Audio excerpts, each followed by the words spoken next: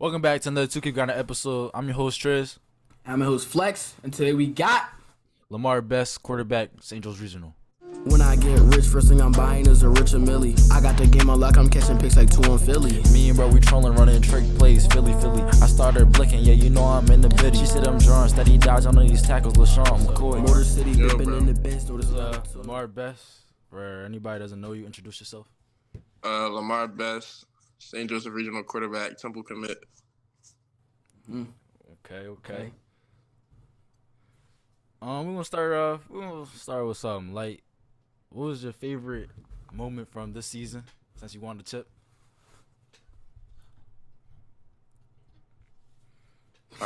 Two.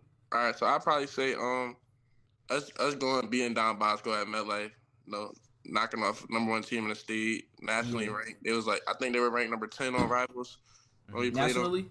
Yeah, number 10 in the country when we beat them. Okay. So and they beat us earlier in the year when I was hurt and I didn't get to play. We lost in overtime, so that was probably the best moment of the season. Going in there getting a win, hostile environment, like 15,000 people there. That's probably the best. That's probably the biggest crowd you played in front of. Oh yeah, definitely. Damn, would you say that's the hardest team you played against? Yeah, for sure. Like full team wise, they were a complete team. Like they played complementary football. The offense fed off of the defense. The defense fed off the offense. Mm-hmm. It wasn't too many mistakes you could make versus them that night. So I'd probably say yeah.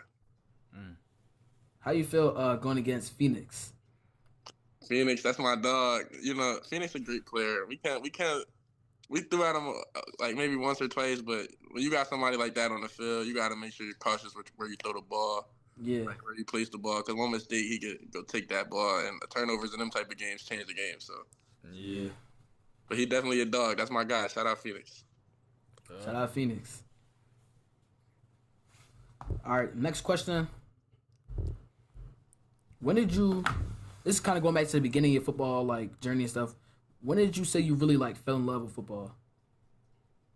I feel like I was in love with football before I was able to play football. I was 3 years old, and my dad always had football on in the house. My dad played college football, so it was like I was always wearing my Eli Manning jersey. That's when I was a Giants fan. I was always running around the house. Nah, chill. I'm a Seahawks fan now, though. Oh yeah, you was a Seahawks fan. Seahawks fan now. Come on, bro. The Birds got them out of there. But nah, probably before I could start playing football, but I really fell in love with it when I was about 4 years old. My first year playing, I wasn't allowed to, but it was a 5 and 6 year old team. But my dad was a coach for the program, so he got me on the team. So that was probably when I fell in love with it. Just like being around my homies, running around, trying to score touchdowns, tackle people. That was probably when I fell in love with it. Okay. What position you play at first? Safety, running back. I wasn't a quarterback. I wasn't really a quarterback until like Little League. It's not too much throwing, but I didn't start developing my like quarterback game until I was like 11 years old, 10 years old. I was really a running back before that. Running back and safety. People don't even know. Yeah, that's how everybody started. I feel like. Yeah, just being an athlete. That's what it is. That's what it's about. Like at that age. Yeah, just having fun for real. Yeah. Okay, since you said you watched football growing up, who's your top 5 all-time quarterbacks in the NFL? All right, so you got to start off with Brady. Okay. I'm a big fan of prime Russell Wilson, Seahawks. Yeah. I feel like Patrick Mahomes. You gotta respect what he did. I feel like this is a young group, but Lamar Jackson too, because I try and model my game after like Lamar Jackson, Russell Wilson, just extending plays. Yeah. And I watched a lot of Michael Vick just making plays like outside of the pocket, like outside of what traditionally quarterbacks do. Yeah. I'm surprised I ain't hear no Cam Newton. I ain't gonna lie. Cam close in there. Cam close. Okay. Respectable. I'm gonna go next. Go ahead. What was your favorite thing about your coaching staff this year? It was probably about how the coaches work together as like one, and then the relationship every coach had with the players. It's a little different up at like schools like St. Joe's and like Bergen Catholic, Don Bosco, because coming from a public school, my coaches were like family. Like I grew up knowing my coaches, like they were like my uncles basically. Mm-hmm. But in like South Jersey, I don't know if you got it like this, Flex, but it's like an offensive day because a lot of people play both ways. Yep. You got the offensive days, defensive days. Up north, the coaches, it's like 15 coaches on the staff, so it's not really an offensive day, defensive day. You're working with the offense every day. Yeah. And I feel like the coaches were able to put in a lot of time and like build relationships with the players because they had one position group. It's kind of like a division. It's a Division I college, like factory basically. Yeah. So the coaches were able to build relationships, and I feel like that was what I liked the most about it because I had a really close relationship with my offensive coordinator, with my head coach, just going through like my injury and stuff, and like them having my back, getting me back on the field with the therapy and all of that. So that was probably my favorite part. Okay, that actually moves me on to my next question. What made you? Did you win a state? First of all, did you win a state championship at Willingboro? Nah, we lost in the state semis 2 years in a row, my freshman and sophomore year. Damn. For real? Yeah, I lost in the state semis all 3 years until this year, my senior year. Damn. Well, that's a good story right there. Yeah, bro. But what led to you transferring from a South Jersey team like Willingboro and then transferring to the Big North? It all started like my head coach at Willingboro, Coach Everett.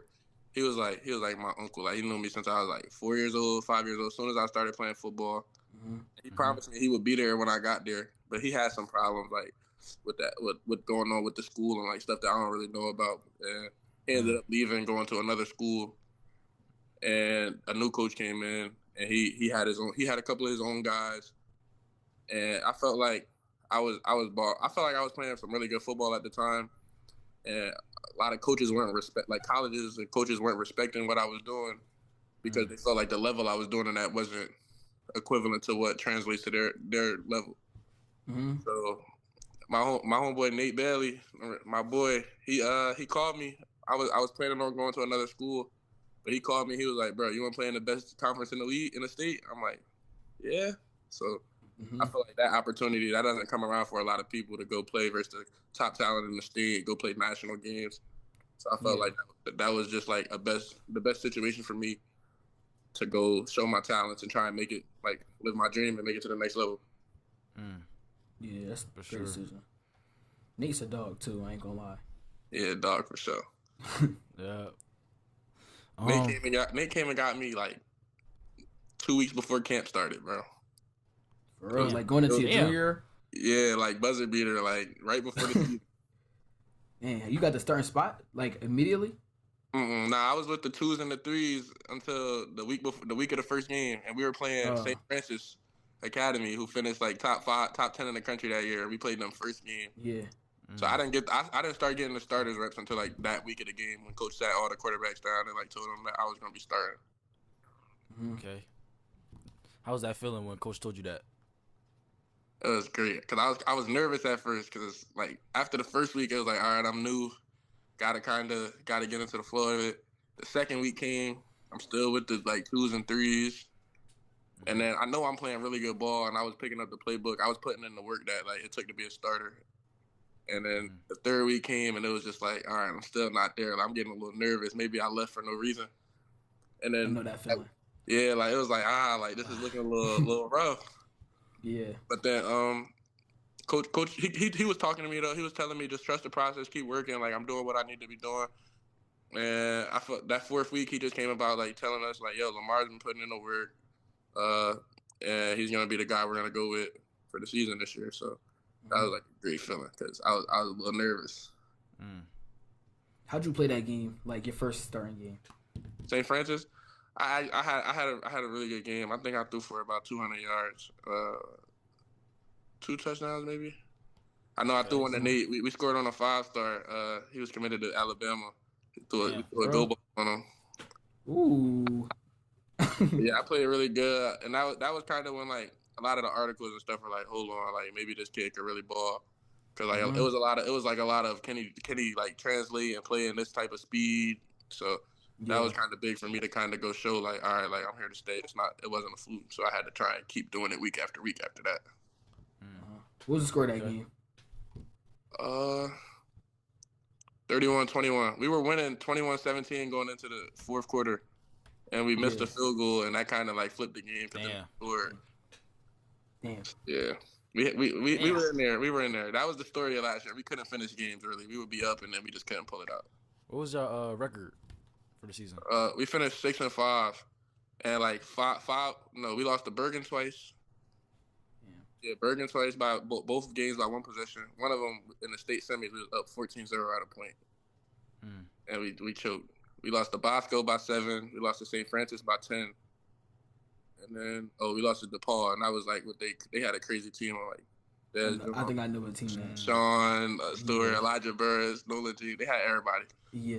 We lost to them, and yeah, we were 6-5. It was a good year, but like in this type of league, you can't make too many mistakes, or you going home with an L. Yeah. Actually, for real, what made y'all different from other powerhouses in North Jersey, like Don Basco and Bergen?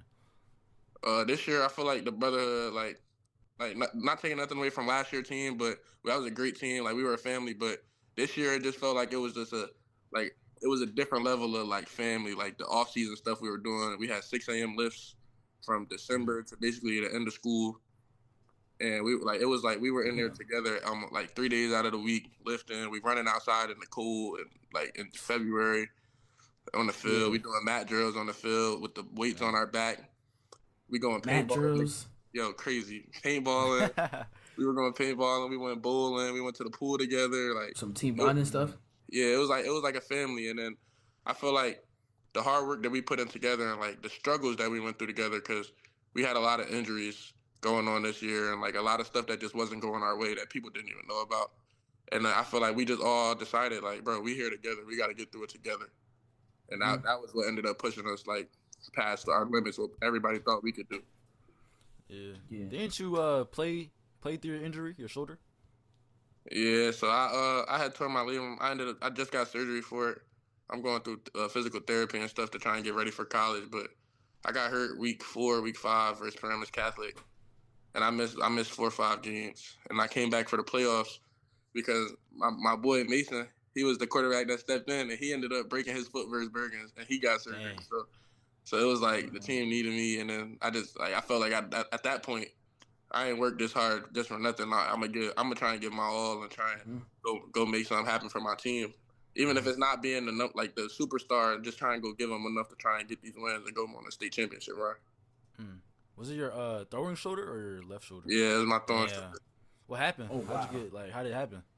We ran an RPO, and as I went up to throw the ball, somebody's helmet came here, and like the way we fell, it just like popped out of place, kind of, and it tore a ligament in there. Damn. What motivated you to push through like that pain and that injury? What motivated you? I feel like it was the progress I was making. Shout out to my physical therapist and my doctors, Dr. Carr, Dr. Natty. But it was how like the progress I was making. Like at the first 2-3 weeks, I couldn't throw a football 5 yards, 10 yards. Damn. And it was just seeing that. It was just seeing that. All right, like now I can push this dumbbell a little bit more, and just I'm seeing how my team is out there working. I'm seeing how I'm in here working, and I'm seeing I'm getting better week by week. And then now I'm throwing the ball to 15 yards, 20 yards. I'm getting that zip back to it. So it was just seeing the progress and knowing that it's like you only get one senior year. You only get so many opportunities to go showcase who you are and make a name for yourself and build your brand as an athlete. So it was like if I can go out there and keep getting better in the physical therapy room, if I'm good enough to play, I want to go be able to play and put on for my name, my family, and my teammates. Yeah. That brotherhood right there. Right, for sure. Do you think team bonding plays a part in how successful you guys were this season? 100%. Off the field stuff, it made us so much closer. Because like at the end of the day, when it's a tough game in the fourth quarter versus Don Bosco, you only up 3 points, but you need to stop the win. If you look to the right and you know there's somebody that you done been in the weight room with, you done cried in front of, you done seen go through some stuff. It's like that's always gonna be able to push you further because you don't want to let your brother down. Yeah, for sure. Yeah. Go ahead, Flex. All right. How do you feel like your parents played a role in your journey? Like your mom and your dad, like through your whole career. Like your dad used to be at all the tournaments. Like no matter where it was, he always be there. Like what role did that play for you? So my parents always showed out for me. Like being a younger kid, when I was playing for the Willenboro Panthers, we were beating everybody. We won like 50 games straight, like from like 8 to like 7 to like 10. Damn. And then it was this national program, Brick City Lions in Newark. My dad knew the owner of it. He hit me up to try and come play. And my parents were like, they were taking me up to practice an hour away to go practice and play for this team just to get more exposure and just like see what I can compete against and like try and get my name out there. So, and then them making the move to St. Joe's in Silk City Elite on my 14th year. That's moves from the crib. Like that's hours, that's time that they probably don't get to see me. I don't get to spend with them. So like them just being able to sacrifice and being able to make time for me. That was a major role in it. Like being able to say, all right, this is my motivation. Like this can't be all for nothing.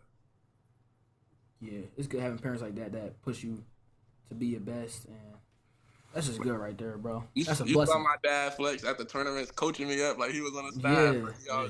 He always out there just trying to like make sure I'm on my best game and giving me tips to play my best game. Yeah, how do them car rides home after a bad game be? Hey, a bad game. I might not hear too much from him. Oh, he don't talk? He don't talk after a bad game? He be fuming because it's not even that he's mad at me. He just knows like what my best effort could look like, especially if it's an effort thing. He's always like, bro, you can control your controllables. Like whatever you can control, you have to control that because there's other stuff that you can't control that you might not know how that's gonna shake out. So you just gotta control what you can control at all times. Yeah, that's some good advice right there. Great advice. How you feel about the 7-on-7 team this year and like the accomplishments, national championship, and not even just that, like the off the field stuff, like the funny stuff that was going on, and just the experience. G-Force was definitely a movie, bro. Like I wasn't even gonna play 7-on-7 until Coach AG reached out and asked me, like, because I met Coach AG a couple months before. When he reached out and asked me if I wanted to play, and like the first tournament they took me to was Vegas. So I was like, Vegas, that's crazy. That is. And then we got to play in front of like that, the mountains, like the scenery we got to play in, us going to Atlanta and New Orleans. Like it was great, and we like tournament by tournament, you got to see like we were becoming more of a family too as a 7-on-7 program. And, like the vibes were getting so much better. Like it was all like natural and fluent. Like nobody was faking. So it was like that. I feel like that's why we were able to end up winning, missing a lot of people too in the nationals. Yeah, we was missing a lot of people. Missing out so many people, and we still got it done. So like 7-on-7 was definitely a movie. I'm excited for y'all, bro. I'm gonna be at most of the tournaments. I'm gonna be there, man. I'm excited for y'all. Y'all can go back to back. We can, bro. We will. We should. OT7 rumors. I don't know if it's true, bro. OT7 rumors. I heard them too. I don't know. That's really gonna be a movie, bro. Nah. I'm not gonna lie. So like in 7-on-7, it's a different atmosphere from like real tackle football and stuff like that. Like it's my first year ever playing football. You got any advice for me, bro? Like for real, like it's first year ever playing football. Man, the work will always show. There's a lot of people that's getting by off of talent right now, or they were getting by off of talent, and then you might see some of those people upset about how they're performing right now. So the work will always show. Like Kobe Bryant, my dad told me this all the time. Kobe Bryant used to work out 3 to 4, like he would work out 3 to 4 times in a day. If you got not the regular, but if you have that average NBA player that's working out twice a day, think about how many more workouts Kobe would get in a year if he's working out just 3 times a day. That's one more than you 365 times. Yeah. So it's like it's that many more reps, and reps will always build it. So the work will always show. Appreciate it. That motivates me too. Kobe Bryant. Yeah. That mama mentality. Yeah, the work always show. Actually, how do you prepare yourself before big games, like mentally and like on the field or whatever? Like, how do you prepare yourself for like a big game? Like, we playing Bergen, we playing Don Bosco this week. Like, we know they've ranked high and they got a good team. What do you do to like prepare yourself? So it definitely it starts with me with writing my goals. Now I normally have like a note in my phone where I got my goals. Like I watch a lot of film, so I watch the film. I kind of write down what I should try and shy away from, what tendencies I've been showing that I should try and shy away from, and in the game basically. So if I know this team is like they like to run cloud cover 3 to the boundary, I'll be like, don't fall for that beat. Don't fall for thinking that I got the sideline open. Don't fall for it. So just making sure I got my tendencies and their tendencies written down like on my phone, just so I can be able to see it every day. And then game day, going to get treatment throughout the week. That's a big thing because in this league, like Bergen Catholic, they got about 6-7 Division I guys. Bosco got 6-7 Division I guys. They got guys over there. So them hits they build up and they add up to they take a toll on your body. So going to treatment, making sure my body is right, be able to put my best foot forward. And then I don't talk too much. I don't talk too much pregame before the games. I like turn my music on, lock in.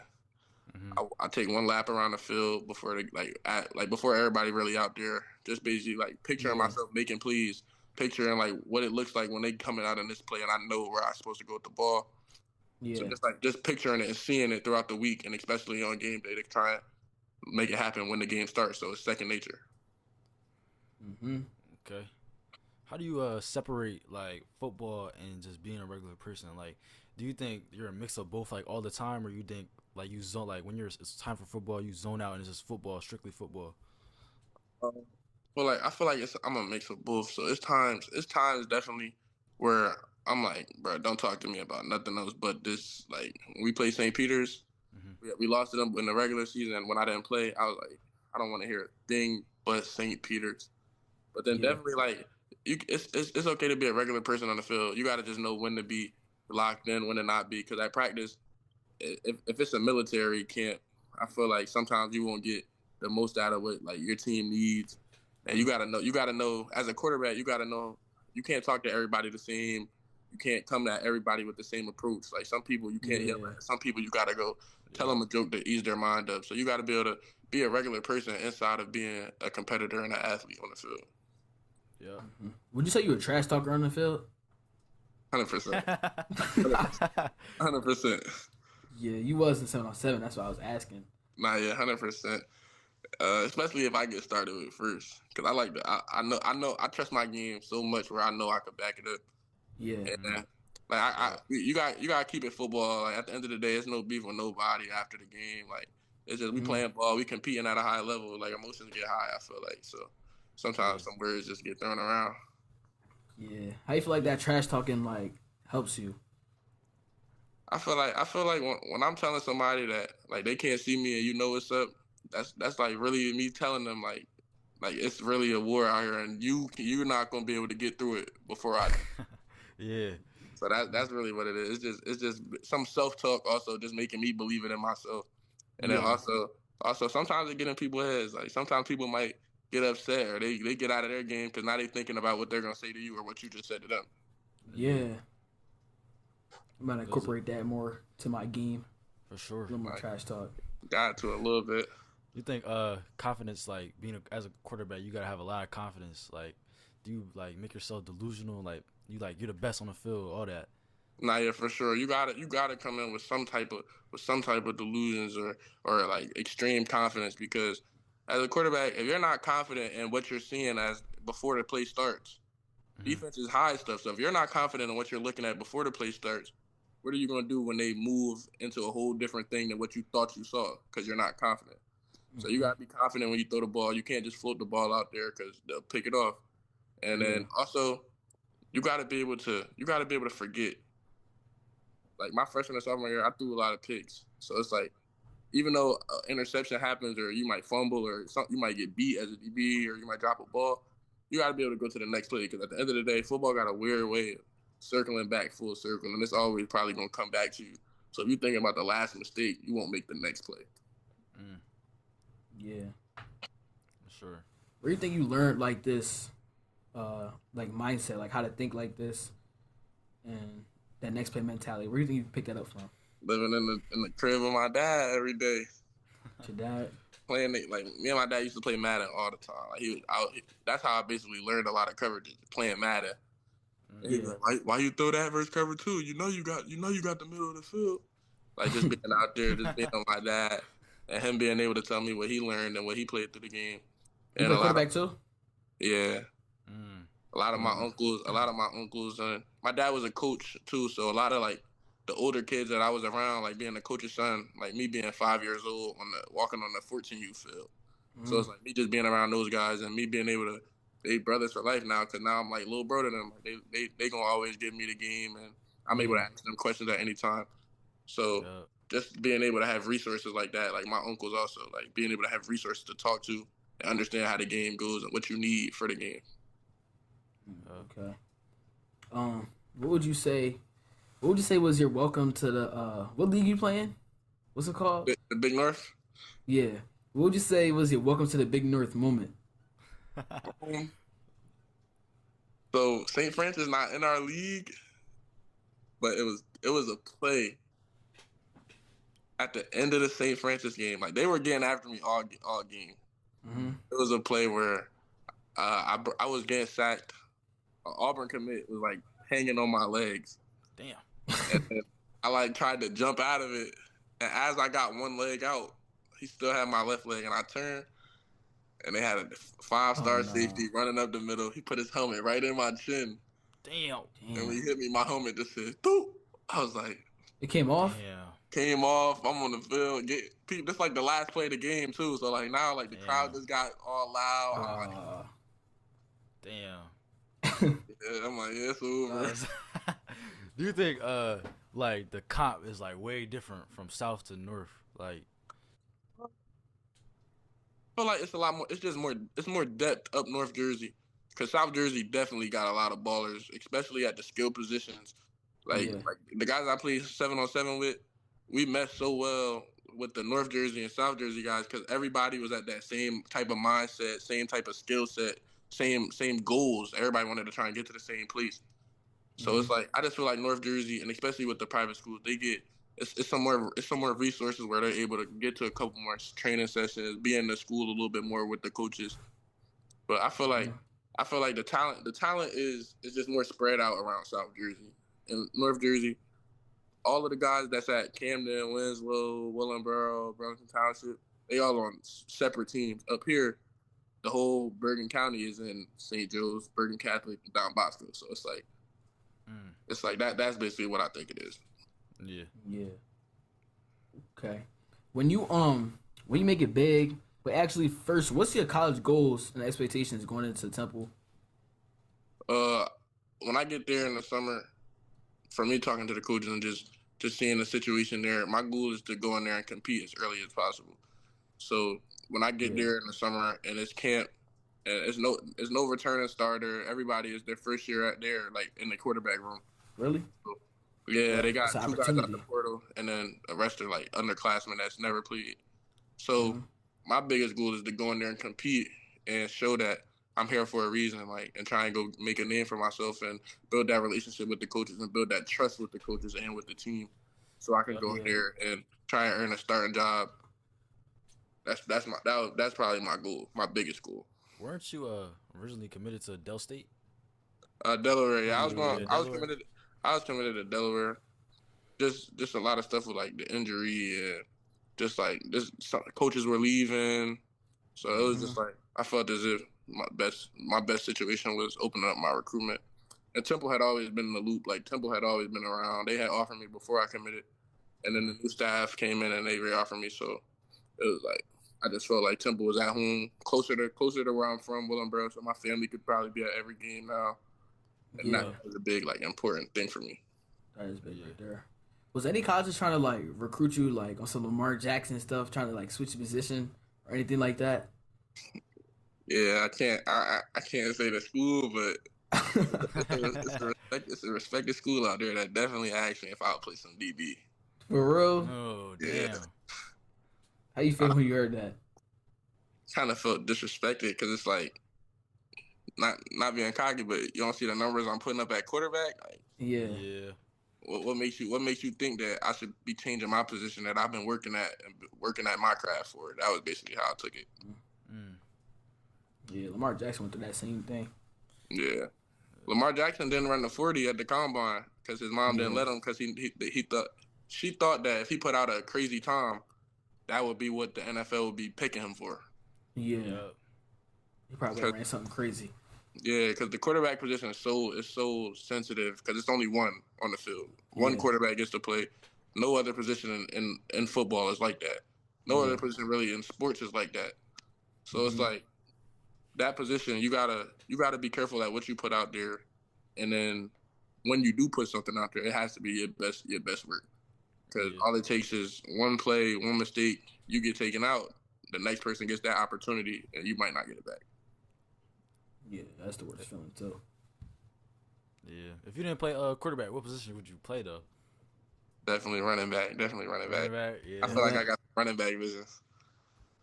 Okay. Yeah. You got some long that. runs.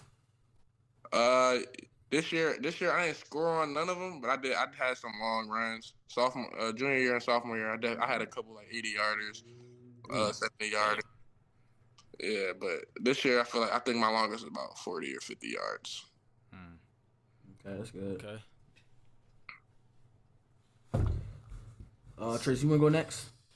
Do you think it's possible to play quarterback in 1 year? Like 1 year. Yeah, learn quarterback and be able to be a varsity starter. You think it's possible?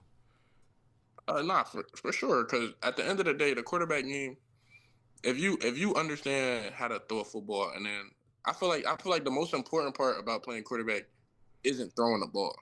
It's understanding your playbook, understanding what the defense is giving to you, because every defense is different. So if you can understand that type of the game first, it's like learning how to throw a football. It's hard, but I feel like the bigger part of it is learning how to understand the game of football, understand coverages, understand pass protections, drops, footwork. So it's like I feel like if you put in the work and you go out there and you're putting in the time off the field mainly, and then you're putting in the same time on the field, I feel like it could happen. Okay. Mm-hmm. Tristan, who you asking that question for?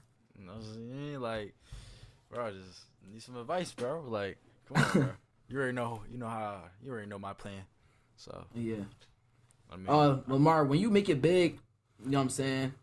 Are you going to make like a football camp? And if so, like where would it be? Would you make it in like Willingboro, South Jersey, or North Jersey? Nah, it's definitely going back to the crib in Willingboro. I ain't gonna lie. Mm-hmm. But one of my goals is getting turf for the youth football field. I feel like the high school got it. The high school just got it. They got it right after I left. But the youth field, it's a great field. Like a lot of memories on that field, but it's a part of the field where it's literally like a dip. Like it's crazy. So I want to make sure my young boys out there, the next Willingboro greats is up there and playing on a nice field. Mm-hmm. Mm-hmm. Speaking of your young bulls, like and stuff like that, do you think who you gonna pass the torch to? Like, who you think is up next? Mm-hmm. My boy Kingston Glide. Yeah. Kingston? That's my dog, man. I went to one of his games. I watched my boy throw 4 touchdowns, bro. Yeah. He's a dog. His mindset crazy, like, and that's just a credit to like all of like the work he putting in and the people that's around him that's pouring into him basically. But Kingston, that's my dog. He got my number. He can hit me up anytime. We can talk ball. We can talk whatever. That's my guy. I think he got next. Yeah. You said that one reel of him explaining like that snap concept. That joint had blew up. Like we run that at St. Joe's. We run that concept, and he explained it just like how if I had to explain it to one of the freshman quarterbacks coming up in the program, that's how I would explain it, bro. So it's like that just show you like he on the next level already mindset wise. Yeah. So it's only a matter of time for my young boy. Yeah, I'm excited to see what he gonna do, bro. Nah, facts. A lot of them boys on that Winslow team crazy. Yeah. The big things. Nah, for sure. We just had him on here too. Yeah, I saw that. That joint went viral. That clip went viral. 35K views. All right, we're gonna move into our next segment called One-on-One Bros Talk. We're gonna try to get to know you on a more personal level and ask you some personal questions about your journey and stuff. First question we got is, what's the hardest thing you had to go through during your journey? I'll say the injuries. Just like I got injured my junior year, missed a lot of games, came back hurt, didn't get it done, and then injuries in my senior year. It was 3 back-to-back. Like I sprained my wrist, then pulled a hammy, then I actually tore something in my shoulder. So it was like it just kept getting worse. And injuries probably were the worst thing because it's like every time I kind of felt like I was getting into a groove, an injury came and like pushed me back a couple steps. But you just gotta keep your head down, keep working, because at the end of the day, God always got a plan. He don't do nothing on accident. Mm-hmm. Okay. 100%. That's true right there. Next question is something most people don't know about you or something you wish people knew about you.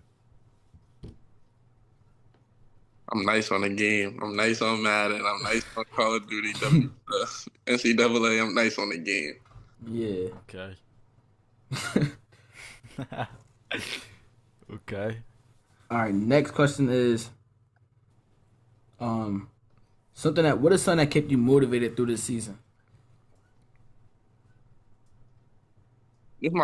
I would say my teammates. My teammates just because at the end, like I said, just being there with them, going through everything that we went through. Like we had a week where we ain't practiced for a big game versus St. Peter's. We ain't practiced until the Thursday before the game. That was on Saturday for real, because the whole team got a virus, like a sickness. Seeing I got hurt, my boy Nate got hurt, Damn. my boy Jay Gillette got he is safety.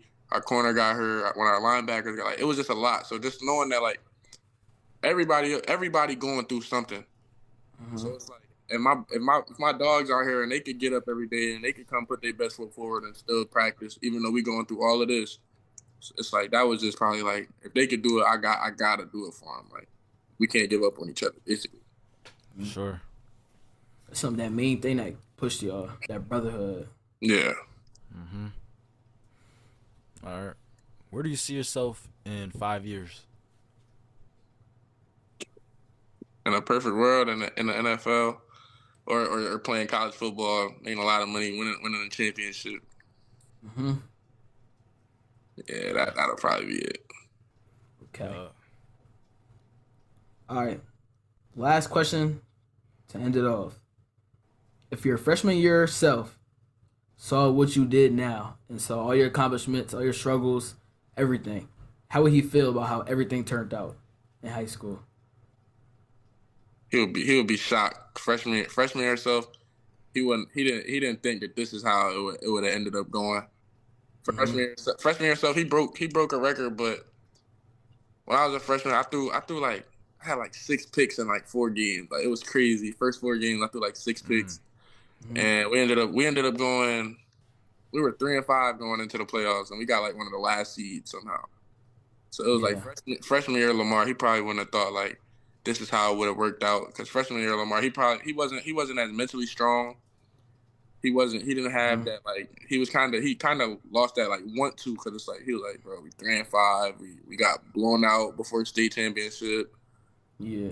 Like he probably wasn't. He would have been so shocked at like what you could do when you put your mind to something. Yeah, that's probably it. Yep.